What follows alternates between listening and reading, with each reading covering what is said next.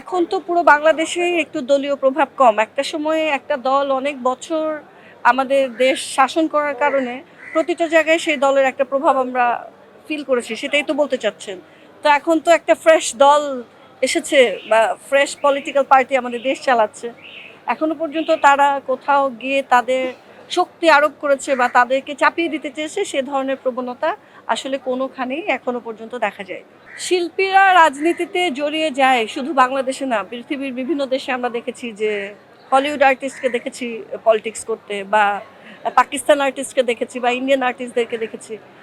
এটা হয়তো একটা আর্টিস্ট যখন পার্সোনালি একটা দলের সাথে জড়িয়ে যায় তখন তার ভক্তদের মাঝে নানান ধরনের ইম্প্যাক্ট ফেলে।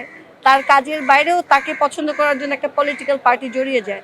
যে জন্য আমি পার্সোনালি মনে করি যে পলিটিক্স করা উচিত না।